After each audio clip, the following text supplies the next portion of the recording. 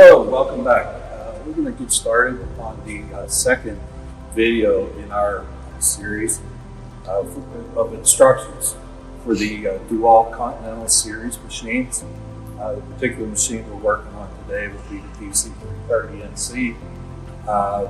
The beauty of the DoALL Continental series line is all the machines run the same. So if you have a DC280, 330, whichever model that you have, they all run exactly the same and are set up exactly the same as this machine.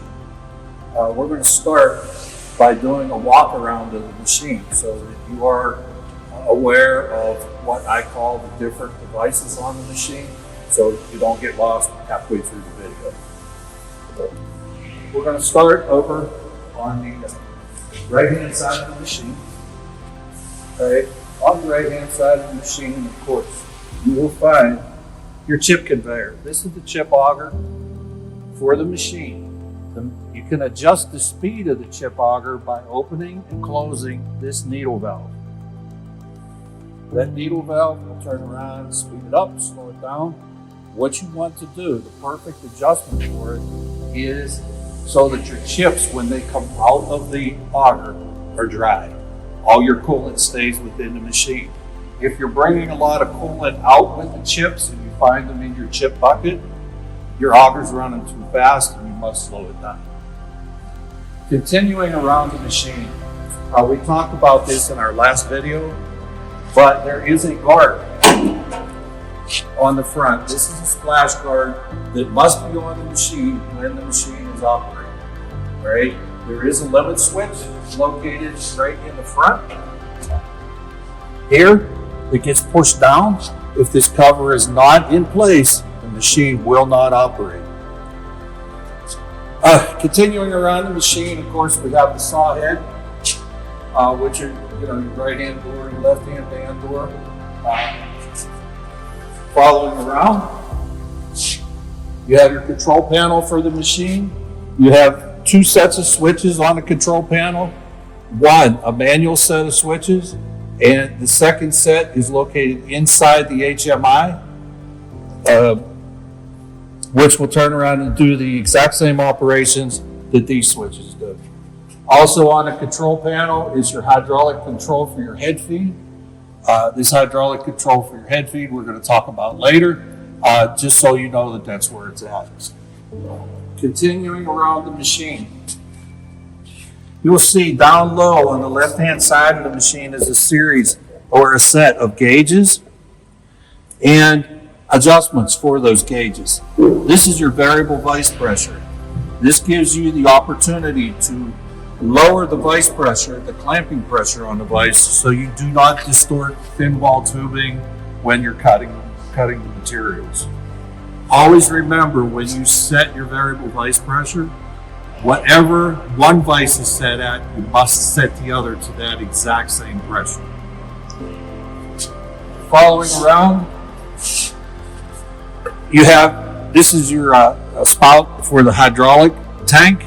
This is where your hydraulic fluid enters the machine when it's needed.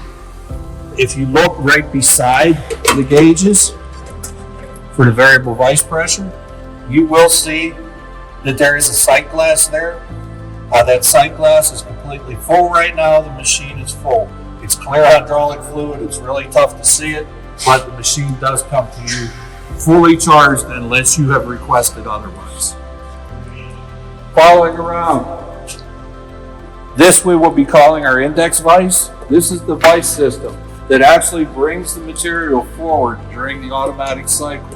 It does have full clamping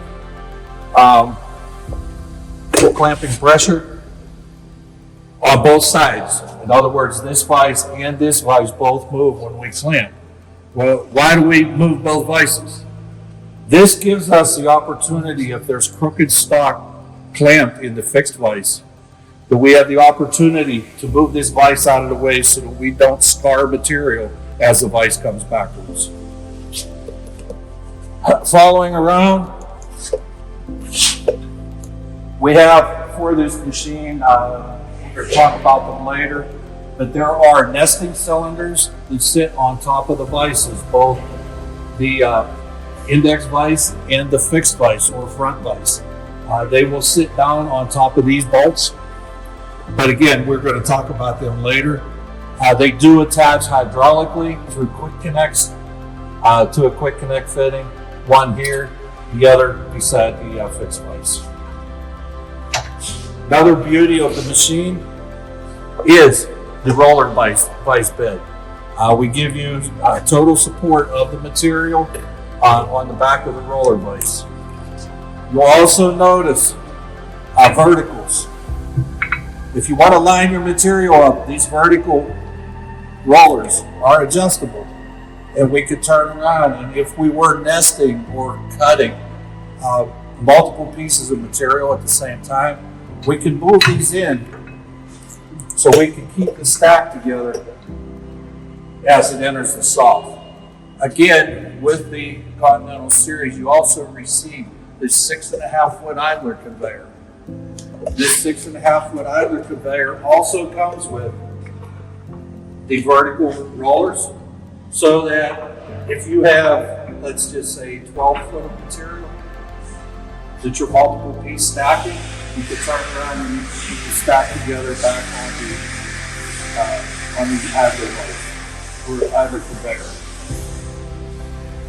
Following around the machine, you'll notice down below the index table, you see the air vents that are on it. There's 6 screws that hold that. That is where your HPU or your hydraulic unit is located for the machine. The hydraulic pump and all your solenoids are located in that area. Again, following around, this is your coolant pump for the machine. Above it is your is the electric drive motor for the machine. This is nothing but conduit, and your band transmission located right here underneath the machine. Okay, we're going to talk about a little bit about the coolant system that's on the machine. It's a very powerful system. It will supply plenty of coolant to your machine for your cutting needs. If you notice, we have the coolant pump. Attached to the coolant pump is a flushing hose. What do you need a flushing hose on the machine for? This machine always will run best if it's clean.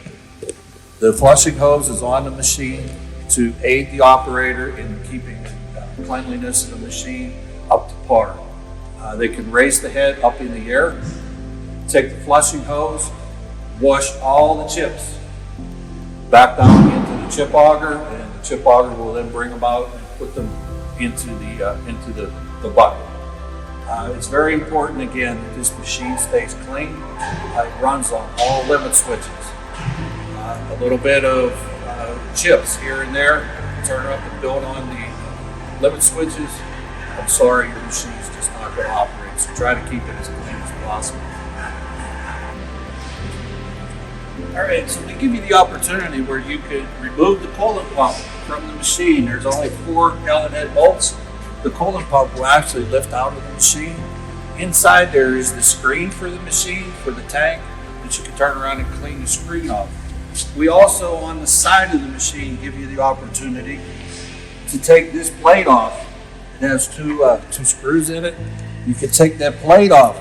You can take a shop vac, wet and dry vac, get right inside the machine, clean that whole area out in front of the screen. Lastly, on this side of the machine, we give you the opportunity to go right down into the coolant tank. You take this guard off. When that guard comes off, you'll see this handle. Lift this handle and the whole lid for the coolant tank will come out. You have complete access to the whole tank, which can again be cleaned out with a shop vac or a wet and dry vac, and you can get rid of the residual coolant as your company desires. Okay, next in line we're going to talk about the material height sensor for the machine. The material height sensor is a very important part to the automatic cycle working correctly.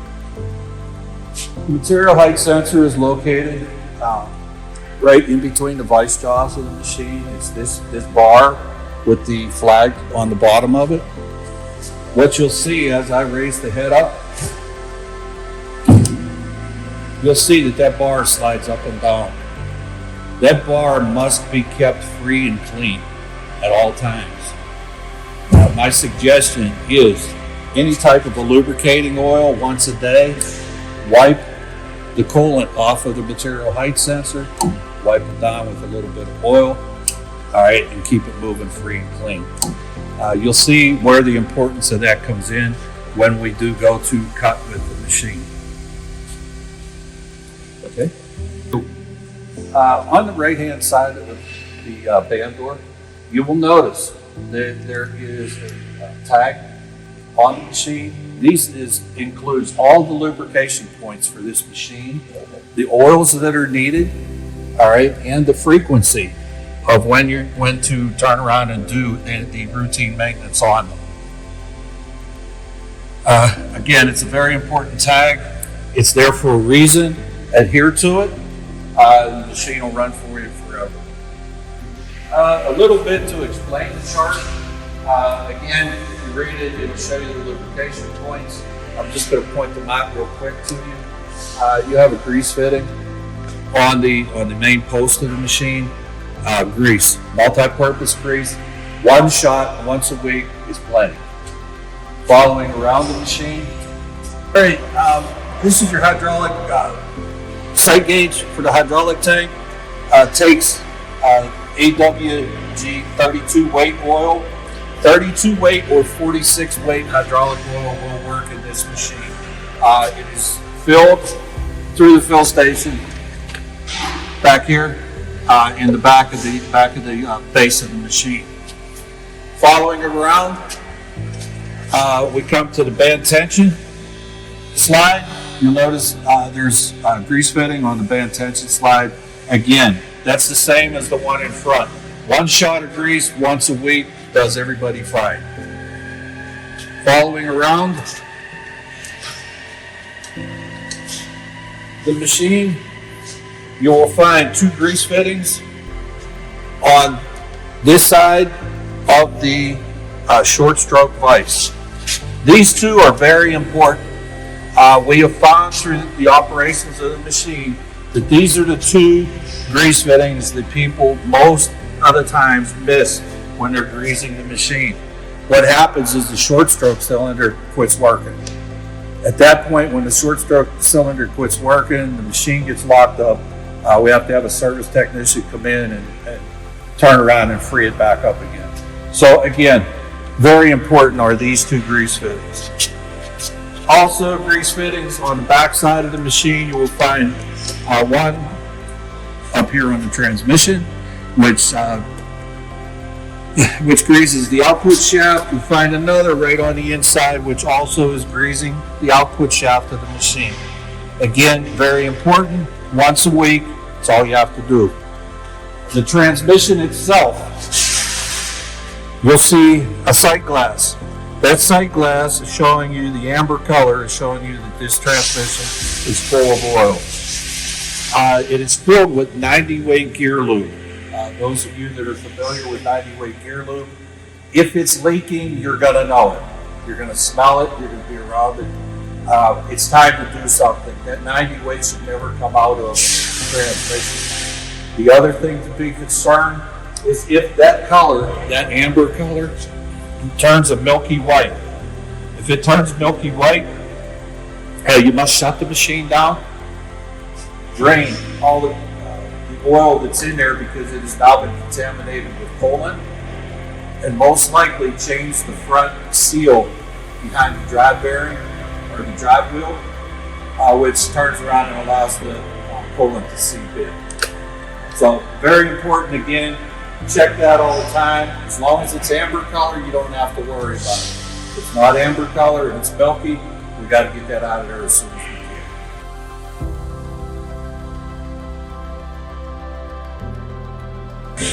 And we're going to talk a little bit about the band speed of the machine. This particular machine has a set of band speeds that will run you anywhere from 50 feet per minute up to around 325 feet per minute.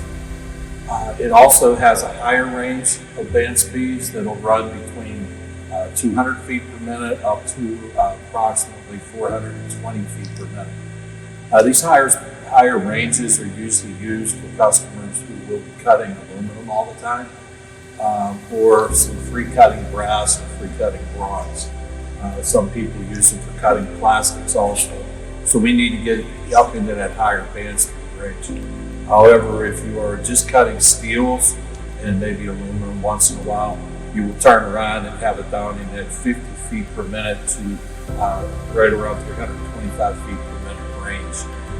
To get up into those higher band speeds, you must open the right-hand band door on the saw. You'll notice there's 2 screws on this cover. You take the 2 screws out. And such.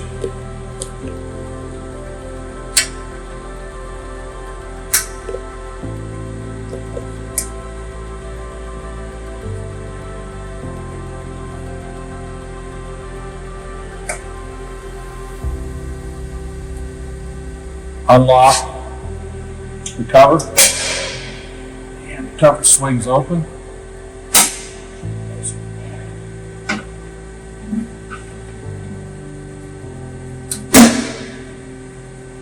As such. And you notice the belt is on the back of the pulleys, which is in the low range position. To be in the high range position, we turn around, come around the back of the machine. We'll find the adjusting bolt right underneath the motor. You turn around, loosen the adjusting bolt, the motor will pivot in to allow you to move the belt to the new position on the wheels. All right, which would move the belt out to these outside positions. All right, again, the only time you're going to have to move this belt is if you're cutting the free cutting materials all the time and you need that higher band speed of around 420 feet per minute. If you don't need that, there's no need for you to come in here and change this belt. If by chance you do change the belt and you find yourself cutting those free cutting materials all the time, you're up in the real high band speed range, you may notice the first or second time you run the machine that some of the transmission oil may drop out of this expansion tube up on top of the machine. There's nothing wrong with the machine, that's fine. It's just the oil has gotten hot, it's expanded, and now we're moving it so fast that it may push a little bit, a few drops of oil out the expansion tube. Again, there's nothing wrong with the machine. It's just that's what happens when you run it at a high rate of band speed.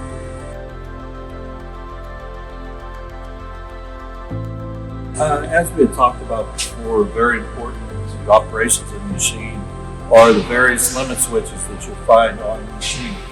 I'm going to point their locations out to you. This is limit switch 8, which is the head down limit switch. Limit switch 8 must be made when the head comes down so that auto cycle can continue. Underneath the machine, you will see limit switch 6. Limit switch 6 tells the saw or tells the control that the actual saw head is inside the vices of the machine. What it will do is, if it is energized, it will only allow the fixed vise to open 1/4 of an inch at a time. It will not allow the vise to come open far enough to actually crash into the saw guide arm and break the saw guide. It's telling you, hey, you got to raise the head if you want me to open any further. Coming around the front of the machine, another one very important to the operation is limit switch 7, which is in front of the machine, on top of, if you remember we talked about earlier, the material height sensor. What it will do is allow the saw head to come down in rapid until the bottom of this flag hits the material. When it hits the material, limit switch 7 engages, and that takes it out of a rapid mode and puts it into the saw feed mode that you have set through the hydraulics of the machine to cut the various materials that you cut. 2 other important limit switches to the operation of the machine are located back on the index vise. On the index vise base, you will find limit switch 4, which tells the index vise that it's all the way forward in operation.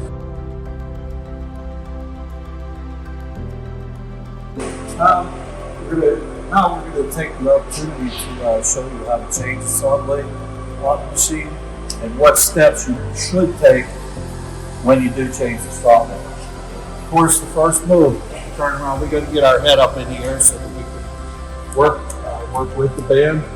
So the hydraulics are on the machine. I'm just going to push the head up button and raise the saw head. I like to go with the saw head all the way in the up position. Once you get that far, you'll notice my vise, my arm, I can't get it in far enough with my vise where it is. So I'm just going to open this vise up. I'm going to take these plates out. Store them right here in front of the machine. We will be using them later.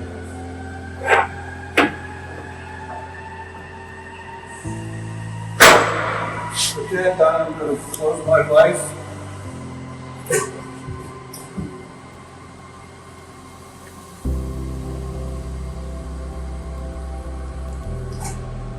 Then I'm going to turn around and bring my saw guide arm in.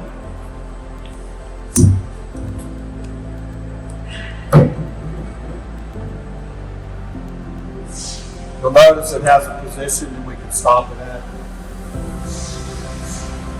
I'm going to lock that into position there. The next thing I am going to do is take a block of wood. I'm going to push the material height sensor up out of the way and let it hold itself up in the air so that it's out of the way for now for what I'm doing. All right, the next move, what I like to do so that you don't ever forget a step, I like to work on the machine, right to left. My first move is to open my right hand band. Make sure that I lock it in place. Aha! While we're doing that, what did we just notice? Look up on top in this area. This is the limit switch for the band door. The machine will not run if the band door is open. Always make sure when you open these doors, again, it's cleaning. Make sure that this area is clean so that that switch can operate correctly. As we're going across the machine, this is our band brush assembly. We have to get it out of the way. To do that, we loosen this thumb screw. Take the coolant hose. I like to stick it up, and there's a hole up there. And stick it up there out of the way. Then turn around, flip the cover open. You'll see your band brush in that area. I will turn around, loosen the handle, and drop the band brush out of my way. As I'm working across the machine, the next thing that I have to do is open my saw guide inserts. Turn around, loosen the thumb screw. They should always be able to be loosened by hand. If by chance you have to take a wrench or something to them, there's something wrong with the threads in the machine, please have somebody come in and clean the threads out for you. You should never see on that knurled face, you should never see wrench marks. These should always be hand tightened. When you take that out, be very careful. Inside that thumb screw is a spring. Always make sure that that spring stays inside the thumb screw. Myself, I like to take the pins out and take the actual inserts out of the machine. This pin sits down inside here. Now I've taken the carbide insert out of the machine. I can take a look at it. I can make sure that it's clean. And these areas in between the carbide are free and clean so the coolant can flow through them.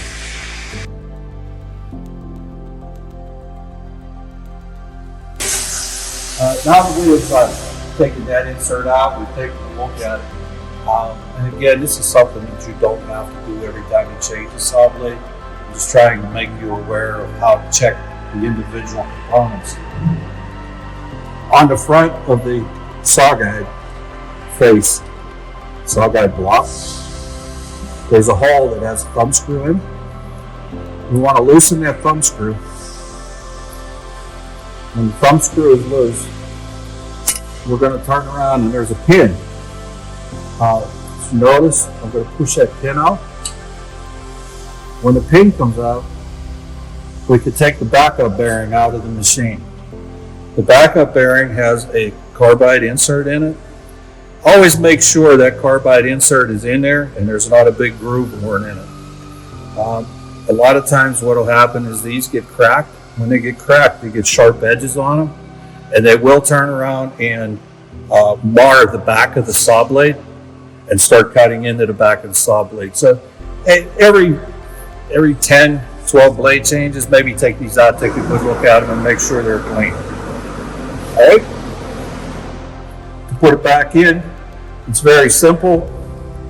Just a matter of turning around, put it in, so the pinhole lines up. Push the pin back into place. Hand tighten the set screw. That's all you have to do with it. You don't have to do anything more. You don't have to make sure that it's super tight on the wrench. Hand tight is perfect. I'm going to turn around and put this back together again.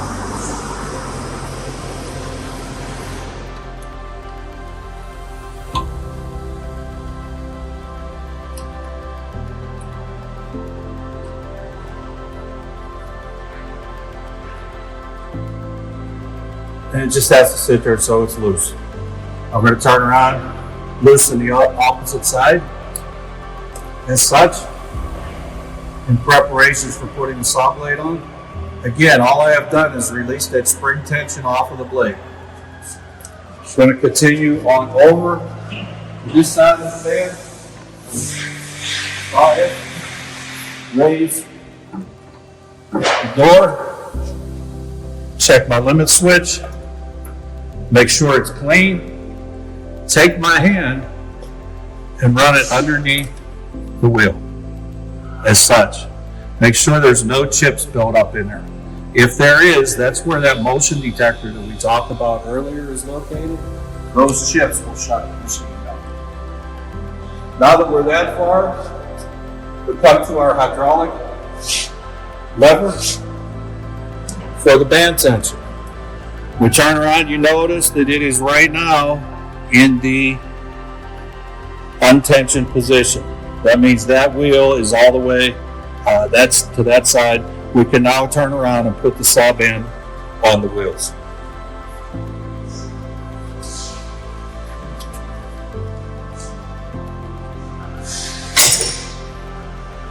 Good. Always when changing the band, make sure you put gloves on. The blades are sharp.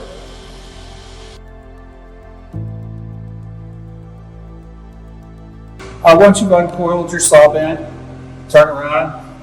We're going to take a look. Remember, it's the back of the saw blade. It's going to go on my machine as such. With the back of the saw band, flat part of the saw band, against the flange of the wheel. All right? When I do that, I want to make sure that my feet are facing forward, always facing towards the drive wheel of the machine. Turn around, take the band, keep it up and over, as such.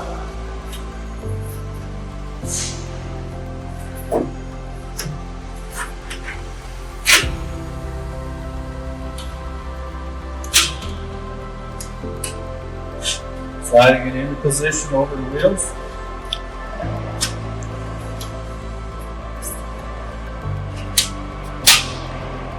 As such. We're going to come to the right hand side.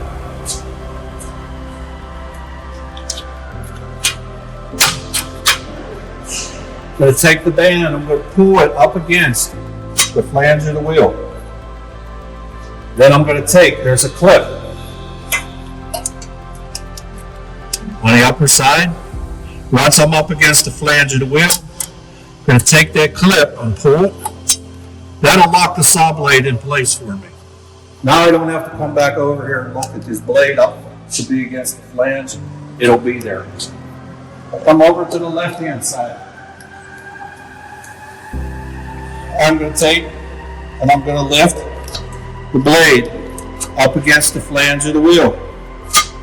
You can hear it hit the flange. Notice where my hand is placed. All right, don't ever get your thumbs in this area. Always have your thumbs either here or in this area. All right, what I'm going to do is I'm going to start putting a little bit of tension on the saw band.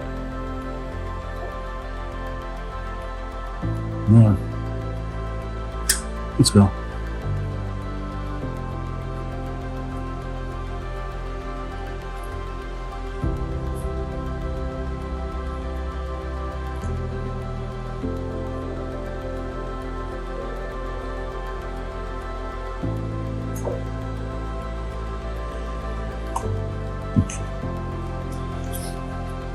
Once I get a little bit of tension on the band, get some slack out of it, I'm going to come over here. I'm going to take these ball bearings and make sure that they turn. These are the anti-squeal bearings for the machine. When they're up against the saw blade, they turn around, reduce the vibrations on the machine so that in turn we can cut with the machine and not have those vibrations affecting the two tips of the saw blade. If they're not turning, they must be replaced. Get a hold of maintenance and have them replaced.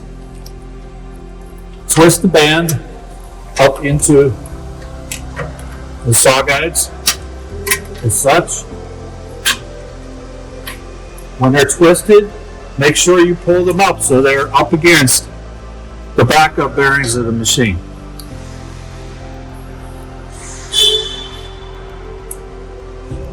Once that's accomplished, we come back over to this side of the machine. Make sure our blade is back up against the flange. And tension the band.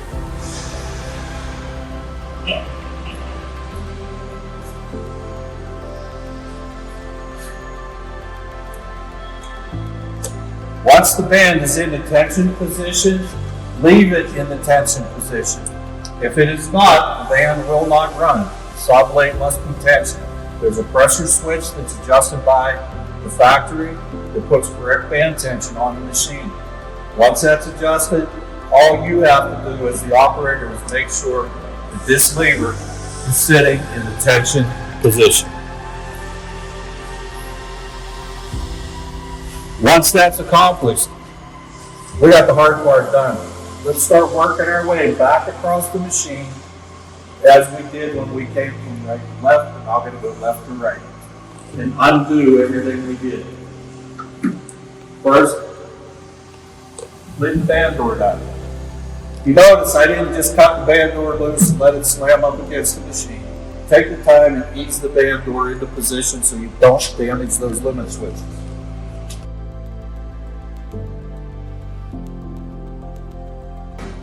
Our second move, of course, is going to be to tighten the thumb screws or the saw guide inserts.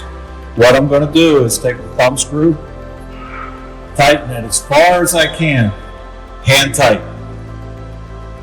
It stops, that's it. That's all the further you go.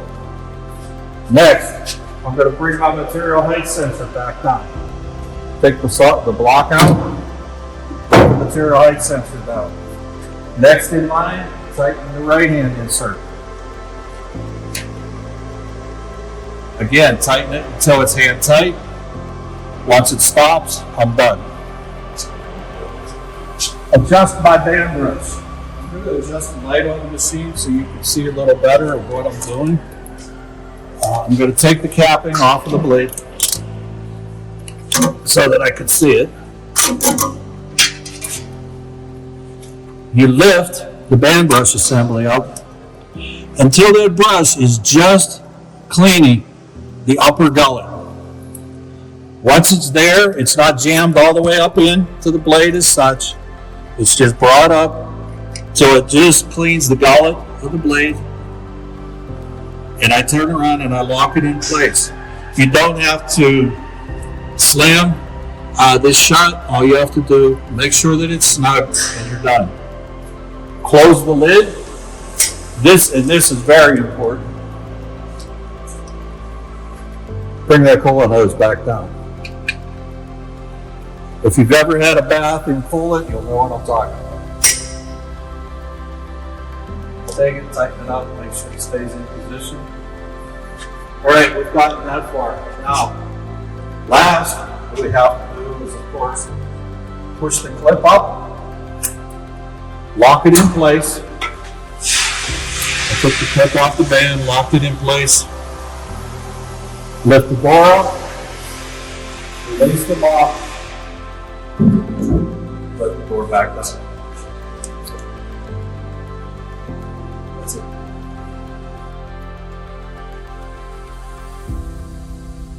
Last but not least, we're going to turn around and just do a walk around of the actual control panel itself. The control panel of the machine, of course, has the HMI or touchscreen located here.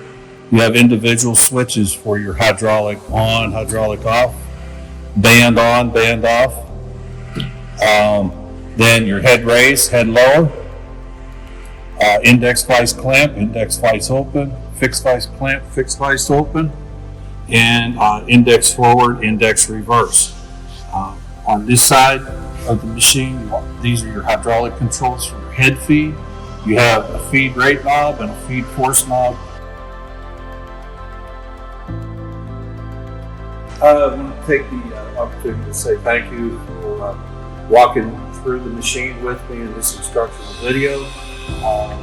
Please join me in the next video where we're going to turn around and we're going to go through the actual control operations of the machine.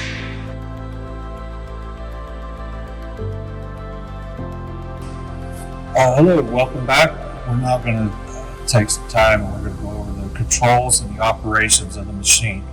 As you can see on your control panel, you have a separate set of switches which will manually operate each individual vise and the head up and down on the machine, along with your indexer coming forward and reverse. You also have a band start switch and your hydraulic start switch. Along with the HMI or touchscreen for the machine. To do anything with the machine, of course, we have to turn the hydraulics on. You'll notice a white light comes on when the hydraulics are on. When the hydraulics are off, that white light is on. I'm going to take some time and walk you through the different screens that we have on the touchscreen and what they will do for you.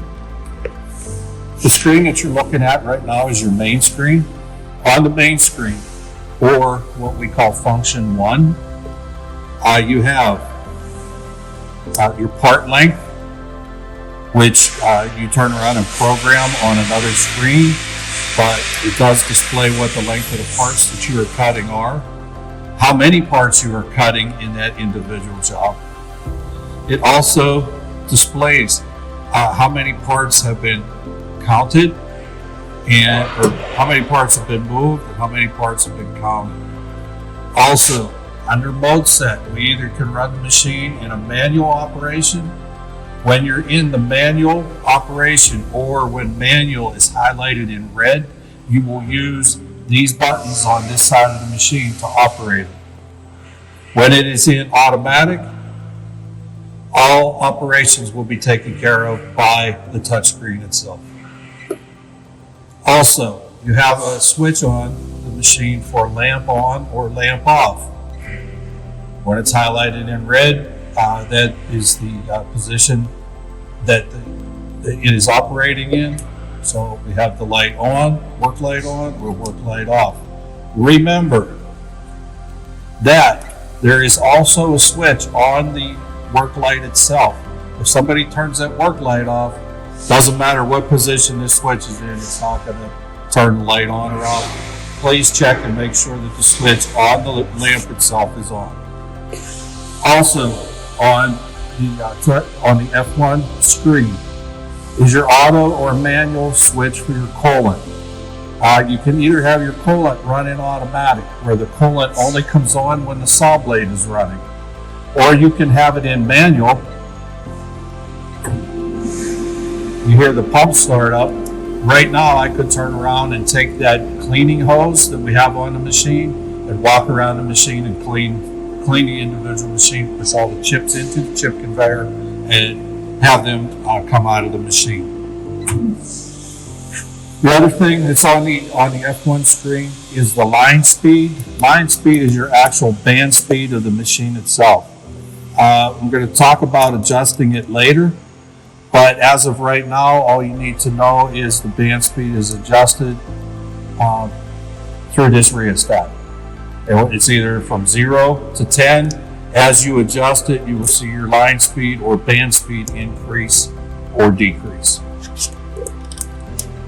All right, that's the F1 screen. Also on the F1 screen, if you notice, that we do have today's date, we have the time, and that is also, that can be changed at any given time.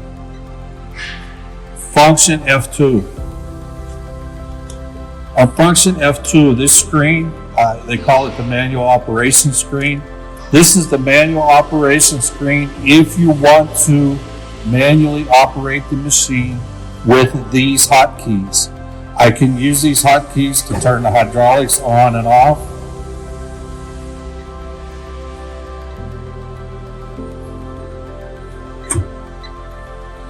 Similar to what I was doing before with these buttons, but I can do them on the touchscreen. All right, we could do the band on and off, move the clamp or unclamp the rear vise, front vise, and of course the indexing vise, bring it forward or take it in reverse. It always gives you the absolute position of where the index vise is at any given time from 0. You see it's being displayed right now. It's at its maximum, which is 19.653 inches. 0 set. This is a 0 setting program that's within the machine. The 0 set actually homes the machine. Those of you familiar with CNC machines, they have to be homed every once in a while. This saw also has to be homed every once in a while. All you have to do is hit the 0 set button. The 0 set will run on its own. The other thing on the function F2 screen is the system. All right, under the system, the operator can go into mode select. Mode select is giving the operator the chance to tell this machine how he wants it to run. He's either going to run single bars or nesting or multiple bars. Stop mode. Stop mode is where he wants the saw head to be at the end of the job. It either stops all the way down, comes up about a ½ inch and shuts off, or the head comes all the way up and clears the material. The feeder position is actually the indexer position while the machine is cutting. Front position means the index vise stays forward and clamped throughout the cut. That gives you more clamping up at the front of the machine. It's used in the nesting or bundle cutting mode to make sure that we have as much clamping as possible up against the vise where we have multiple pieces in it. Cut and move is the fastest way to run the machine. Cut and move as the band is cutting through the material, the index vise goes back, finds its next position, and clamps while the saw is cutting. In the rear position, the index vise will go back, clamp, and then the saw will start cutting. The saw will not cut until the index vise has reached its rear position and clamps on the material. Again, cut and move is the fastest way to run the machine cycle time wise. Rear position is next in line, and the front position takes the longest but protects your saw blade the most because it keeps clamping up against the front vise at all times, eliminating the chance of any spinners. The escape mode. Escape mode gives the machine the opportunity to back material up in the index vise, to back material up before the front vise opens and the saw head comes up. This eliminates scarring and scratching of the material and rubbing your saw blade up against the cut sides of the material. Again, it takes time. Most of the time, Escape is used when running nesting programs or bundle cutting programs. The raise mode. The raise mode is where you want or what you want the fixed vise to do at the end of the job or at the end of the cut. Do you want the vise to open or do you want to keep the vise closed? Usually I like to run in vise closed so that the fixed vise stays clamped on material. However, you do have the opportunities that when you're cutting multiple pieces, you would like that the front vise to open so that if material had shifted, it'll give it the opportunity to allow that material to kind of push itself out of the way and not pull the saw blade out of the machine when the saw head was coming up. The auto stop right now is on a timer. If I don't touch any buttons after 10 minutes, the hydraulics on this machine will shut off. The same if you're doing what we call ghost cutting, where the machine is running and there's no operator at the machine. Once the machine ends the job, it will run hydraulically for 10 minutes and then shut itself off. Coolant interrupt, this turns around and saves a lot of the mess that you get from cutting with the coolant and the chips flying all over the place. The coolant interrupt gives us the opportunity to shut the coolant off before the saw head comes up in cycle. And it will not start again until it's ready to cut material. So that whole time that the head's sitting up above the material waiting for the material to index, there's no coolant on. If you don't have it on, or if you have coolant interrupt off, that coolant is going to run that whole time and you're going to have a lot of splashing throughout the machine. When you are done with this setup, you hit the return. Return will take you back to the function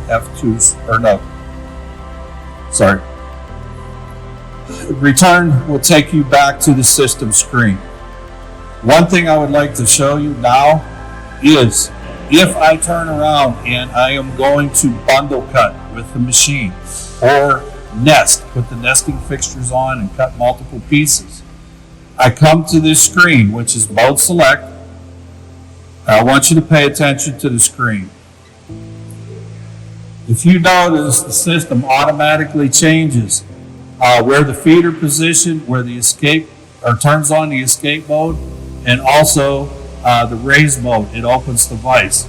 Those are preset, so every time you go to nesting or bundle cutting, the machine is going to turn around and it's going to set itself into those automatically. When you go back to single bar, the operator has to turn around and pick what he wants to do. It will not automatically reset. So myself, I like the head to be up. I like to use cut and move. I don't use the escape mode on single bar cutting, and I like to keep my vise closed. The timer's on, and I do like the coolant interrupt. If I was the operator, this would be my preference as far as how I was going to operate the machine. Return, we go back to the mode select screen. Also on the mode select screen, you will see the out of square detector. All right, it is not turned on the machine right now, so that button really means nothing to you.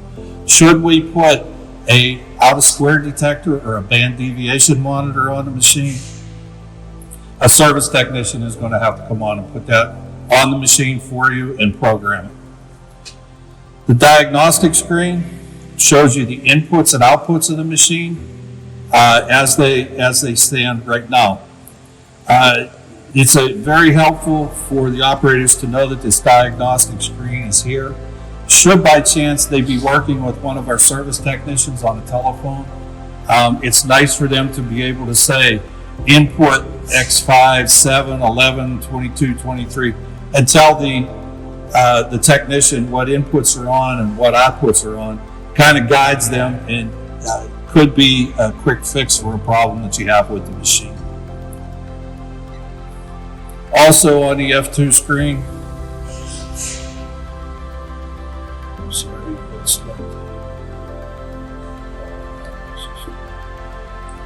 is the parameter.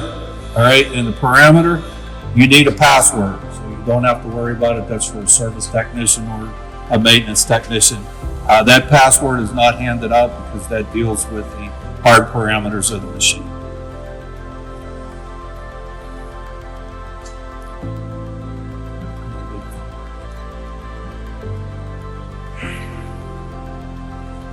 All right, we're back to F2. We're going to go function F3. F3 is your alarm screen.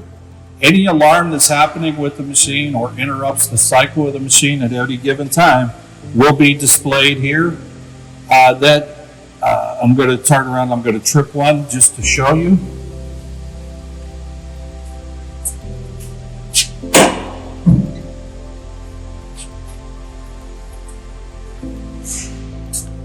You notice it says, oh, hey, there's a front cover open, I can't run. Well, what I did, I've actually repaired that front cover already. All I have to do is, once it's fixed, hit the reset button, and I go back to my F1 screen for running. My function F4 screen, again, is great for diagnostics. All alarms that have ever been on with the machine are displayed. You can see the alarms, you can see what the fixes are. It's good for the service technicians. They can go around, they can see this, they know what's going on, they could turn around and they could fix the problem. At the bottom, you will see total cutting time and total cuts. The total cutting time and total cuts are what's going on with the saw blade itself at any given time. At the bottom of the screen, of course, you see total cutting time. Again, this is for maintenance purposes. It's going to tell you how long the machine is run, how many hours are on the machine, and what kind of maintenance we should do depending on your maintenance schedule for the machine. The total cuts, that's how many times the heads went up and down. And that'll just keep going on and on and on. So it gives you a total cut, or how many cuts actually the machine has made.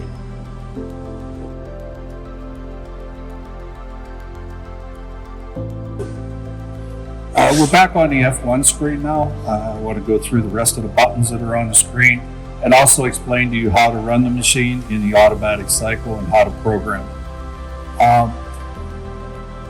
To make it easy, we'll go through each one. Of course, mode set, again, auto or manual. We're going to run in an automatic mode or a manual mode. Our light on and off, and our coolant, whether we're going to have it in auto or manual. Also on the screen, which are very important, the first one to look at is, you see the one that says photo off. Right now, our photo cell is turned off, so our out of stock switch is not being seen by the machine. So what you have to do is turn around and turn that photo cell on. Now the out of stock on the machine will work. There is a backup out of stock for running at photo off, but it is not suggested that you run it like that. It takes a long time for it to activate. By the time it activates, if there's short stock in there, it may fall down in front of the vise and actually crash the vise. So if you can, run with photo on all the time. The next button is the cut counted or cut exclude button. Cut counted means every time that head goes up and down, we're going to count that as a part. If you have put your piece of material in the saw, you know you have a square end on it, and your first piece is measured to size, you can leave it at cut counted. Then when you program for, let's say, 10 pieces, you're going to have 10 pieces of material at the end of the job. If you do cut exclude, Cut exclude means that first cut that you make in the automatic cycle is going to be excluded. It's not going to be counted. So if you're going to do a crop cut or a facing cut, you would use cut exclude, program 10 pieces. The saw head would go up and down 11 times, but you would have 10 good pieces of material. Also, when it's time to program a job, we go to length and you tap on the length. When you enter the length and tap on it, this will be the next screen that comes up. This is your programming screen. This is where I'm going to tell the machine how to run. Well, I need 10 pieces 5 inches long. Going to tap the size. All right, and I said I want my pieces 5 inches long. So 5 point, enter. My pieces will be 5 pieces long. I needed 10 pieces. 10. You see my counts at 30. Well, the job's not going to run because I already have exceeded my counts. So I have to take it and clear them. Now there's 0. Now the next thing I have to do is I have to say that's the job I want to run. I have to highlight it. Now when I go back to my function F1 screen, you saw the numbers change, and that's the job that I have programmed. If you want to run multiple jobs, in other words, you have multiple pieces out of that same size material. Let's say we need 3 pieces 16 inches long.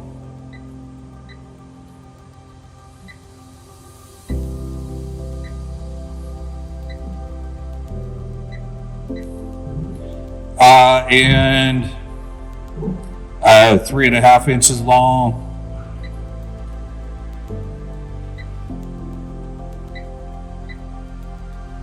And we'll do 10 pieces there also.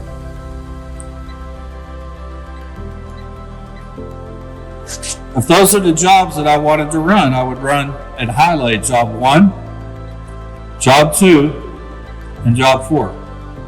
At that point, I would those were the only jobs that it would run, and in succession, it would run jobs 1, 2, and 4. If I only wanted to run job 1, I have to make sure I shut the other jobs off, and the only job that'll run would be job 1 at this particular time. Again, back to function F1 takes us to our work screen. Right now, we're ready to get a piece of material and make a cut.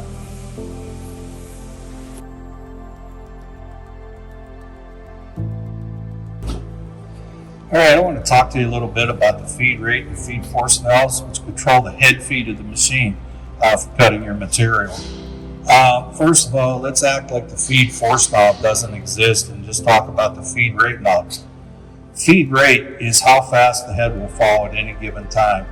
It's nothing but a needle valve. And those of you who are familiar with needle valves, the further you open the valve, the faster the hydraulic fluid can flow, so that's the faster that the head can come down. As you close that valve, it slows the flow of fluid and will turn around and make the head fall slow. To keep in mind, the head of this machine weighs approximately 1,000 to 1,200 pounds. At 1,000 to 1,200 pounds of force coming down on the tooth tips of the saw blade, how long do you think that saw blade's going to last? Not long at all. So what we do is enter the feed force knob, which is the knob you're looking at the top.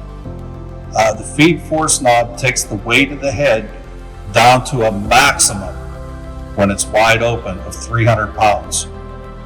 So we're operating anywhere from 0 to 300 pounds of head weight on the tooth tips at any given time. What we will do is set this valve accordingly to the materials that are being cut. The types of materials are displayed on the machine itself, along with colors for the individual areas that the feed force knob should be set in. If you look real hard at the valves, you will see they do have an arrow on them. That arrow has to fall anywhere. If I'm cutting, let's just say 1018 steel, it would fall within the bracketry that you see up here on top. So I would run anywhere from 0 to a maximum of 3 on my feed force to turn around and allow that much weight on the material as the saw is cutting. You'll notice as the materials change, this valve gets opened further and further. There's a lot of work hardening materials that are out there today that if you're running at a light feed force will actually just sit and rub on the material and work harden the material to make it harder than the material that the saw blade is made out of and just won't cut the material. So again, the feed rate or feed force knob overrides feed rate. There will never be a time that feed rate will override feed force.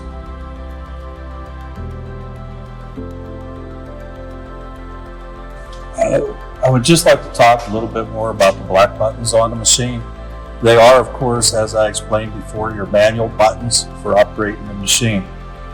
We have head up, head down,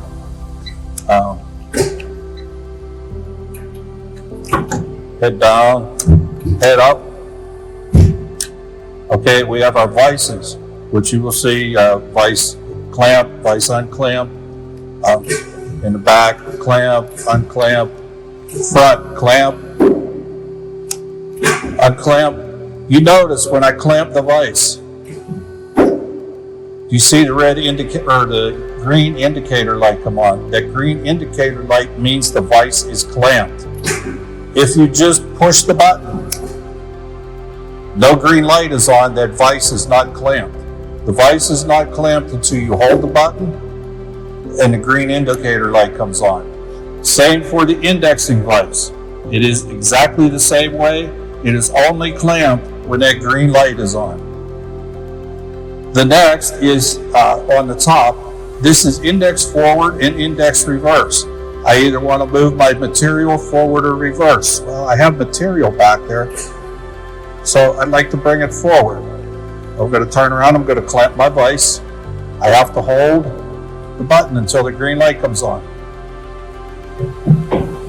Okay, the green light's on. Now the vise is not going to come forward because I also have my front vise clamped. I have to open it. That will allow my index vise to move forward. You notice how it's moving forward right now? Well, you can't see it, but it is. It's moving forward. When it is maximum forward, you will turn around and you will see that the big green light comes on, says it's maximum forward. Reverse would be the same way. What I want you to do is, or make note of, is when you're bringing the indexer forward, you could turn around, and if you wanted to measure that piece of material, you could turn around and creep that back vise into position. To do that, instead of it moving quick, you turn the green light on. It is now creeping forward. If you watch, and if you could see the feed on the screen, you can see I am now creeping forward. It gives you more control over the vise. One thing to remember, if you have manually put that green light on, you manually must turn it back off. The machine will never go into an index rapid if that light is on.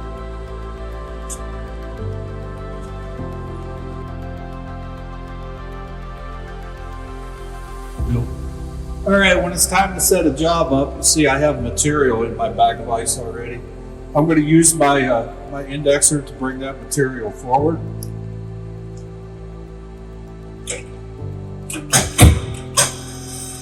All right, what I was talking about previously about how fast it comes forward, I could turn around, and if I turn that green light on for the indexer, watch how much slower it comes forward. It's actually coming forward right now. I bring it into final position. Okay, this is where I want to cut. Well, it looks to me like we have a little problem here. All right, you'll notice I'm not going, if I go to clamp the front vise on the material,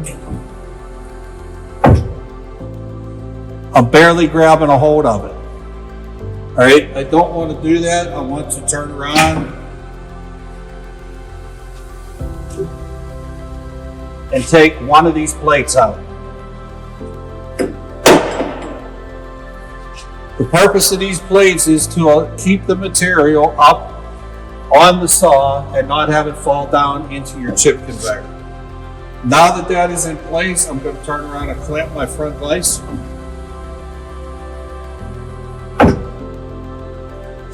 My index vise is already clamped. At this point, I could turn around. I'm going to make a manual cut with the machine.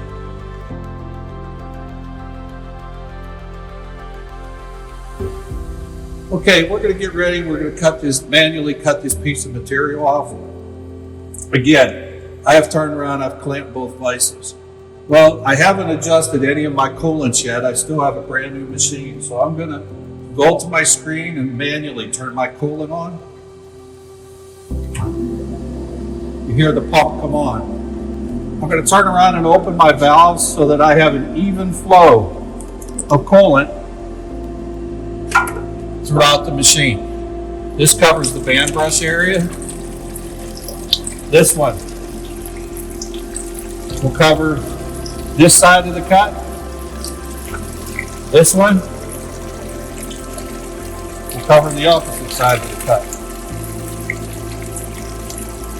You want a very generous flow of coolant both sides of the cut while the machine is cutting material. If by chance I had a wider piece of material on the machine, I will turn around. I have two more coolant supplies that are located here that I can turn around and put on and let that fall into the middle of the cut so that my coolant doesn't dissipate throughout the cut. However, this piece of material, I have plenty of coolant flow to go ahead and cut it. So now, again, both vices are clamped. I'm ready to cut. I'm going to turn around. I'm going to start the saw band. You will see the head falls in a rapid mode. So it comes down right above the material, it will stop. When it stops, the coolant will turn on. Now this is giving me my opportunity to turn my band speed up and get my feed rate and feed force set. So I'm going to turn around, increase my band speed to about 180 feet per minute.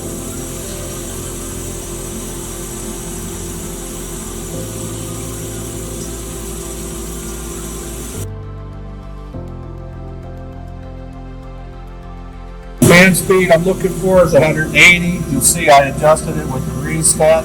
I'm at 186, which is fine. We're ready to go. Now I have to adjust feed rate and feed force. Well, I want to turn around. On my feed rate, I'm going to start at about a 2.5. I know my material is a 1018, so I'm going to be running in the green area. I am going to set my feed force at half of whatever the green area is. The green area is 0 to 3. I'm going to set it at 1.5. As you can hear, the machine is starting cutting. You hear that squeal in the machine. I'm going to try to make that squeal go away. Alright? By increasing or decreasing band speed, it will either get lower or it will get higher by increasing.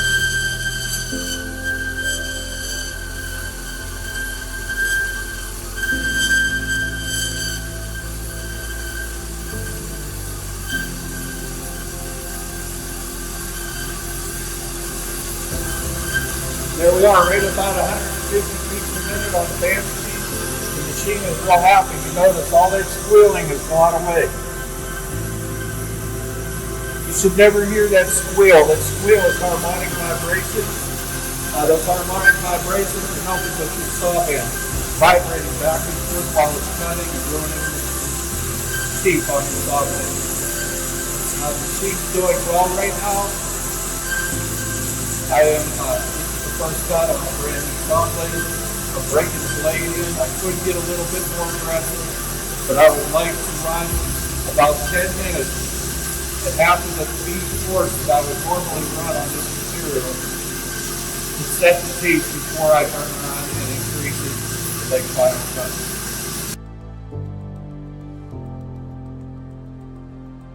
Okay, I'm going to go ahead and set the machine up for an automatic job. Raise my head up out of the way. I'm going to open my front vise. If you notice, I'm going to bring the material forward so that I can make a prop cut on the piece of material. Okay, that's going to be my crop cut. Material's in position. I'm going to clamp the vise. Clamp the back vise, clamp the front vise. I'm going to come to length. I'm going to put my job in. My job is going to be, the pieces will be 3/4 of an inch.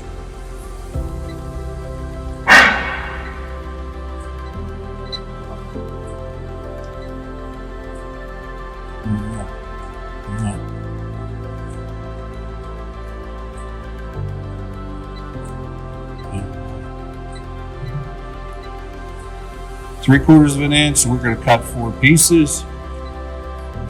Enter that.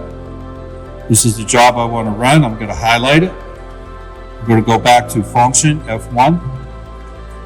There is my job. I'm going to switch the machine now to automatic. The machine's now in automatic. I have to do nothing but turn the saw band on, and away she will go.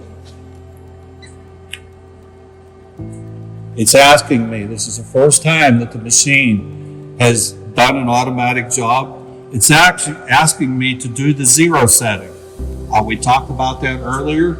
If you remember, it's on the F2 screen. We're going to turn around, we're going to hit function, F2. We're going to hit 0 set. You will see the machine said 0 set activated. The machine is now homing itself. It will go through its homing sequence. When the homing sequence is completed, my automatic screen comes back up, or my F1 screen, which it is. We're ready to go. You notice my one vise came unclamped. I'm going to have to clamp that vise again. Now I have both vices clamped. Again, both have to be clamped to start an automatic cycle. I'm going to hit auto. Situations are good. I should hit band start. We should proceed to run our job.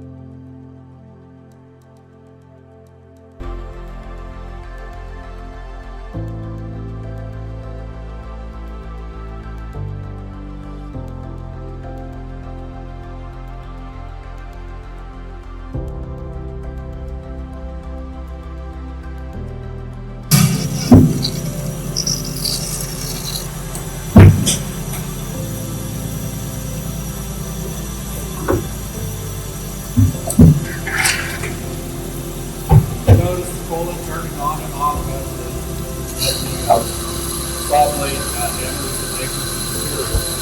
You'll also notice over on the screen, I'm going to turn around and go to function 2, which to me is the most important screen on running the machine. I can watch my cut time. This is the current cut time. This was my last cut time. All right, and I can turn around. These should be within seconds of each other, the cut time. If they start slowing down where the cut time is taking longer and longer and longer, it's telling you your saw blade is going down, it's time to change the blade. So always go to this screen while you're running it automatic and let the machine turn around and do its own talking to you, tell you where the cut times are, and let you know when it's time to raise the saw or change the saw blade.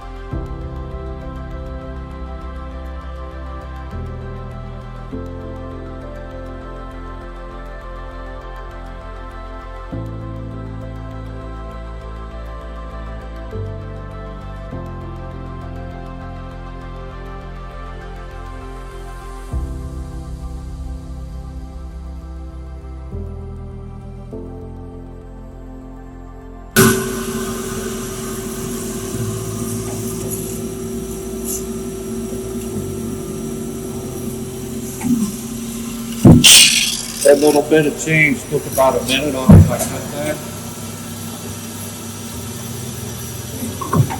If I wanted to be really aggressive, I could cut time down more.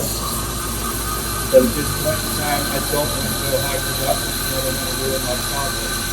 So I'm getting enough production where everybody's going to be happy.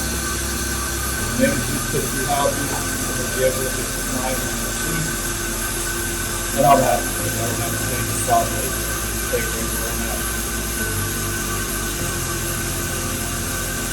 Notice we have the job program for 4 pieces plus the top cut. This will be the 6th time the saw has gone up and down. So this should be the end of our automatic job so that this piece gets cut through.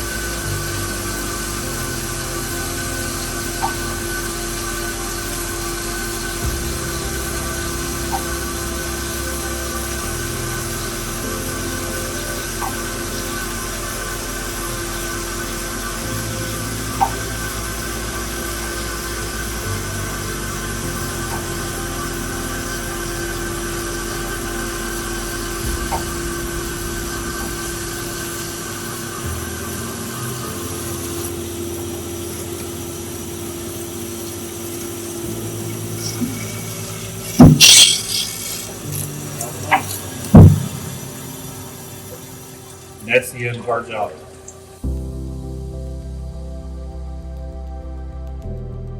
There is a toolbox that comes with the machine.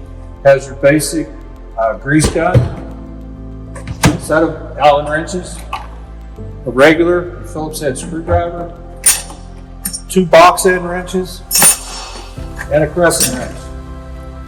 These, of course, with these you can do any routine maintenance that you need to do on the machine. They are supplied with the machine. Make sure that you get this kit. Also, you will notice I have saved the head lift bracket, or the head bracket that we took off earlier. I put it in a toolkit so it doesn't get lost. At any time that you move the machine, please put that bracket back on the machine until the movement is done and the machine set in place. Also, inside the toolkit is 2 cans of touch-up paint, one blue and one gray. Should anything get scratched, nicked, or dinged, you can turn around and touch it up with the paint. The other thing included with the machine, and this is very important, is the welcome package. It is on the machine in a plastic sleeve. When you open it up, you will find the parts manual and instruction manual. A DoALL saws sales manual for saw blades and coolants, so that you can order saw blades and coolants for your machine. Also, an electrical and hydraulic print. And this is the most important. There will be an envelope that has 2 sheets of paper in it. Please fill both of these out. Send them to service scheduling at DoALLsaws.com. That will enter and begin your warranty for the machine. You must do that and send them into DoALLsaws.com. Otherwise, your machine will not get registered and your warranty will not take place. Also, there is a manual for the variable frequency drive on the machine. There is also a tag. This tag has the DoALL part number for the saw blade that's on the machine. A lot of customers always want the exact saw blade that came with the machine. It's always included inside this package. And last but not least, we've also put the all manuals, instruction manual, parts manual, are all on a thumb drive. that's also included with the machine, and it's in his package. I thank you for purchasing your DoALL machine. I'd like to take this opportunity to welcome you to the DoALL family, and again, thank you very much.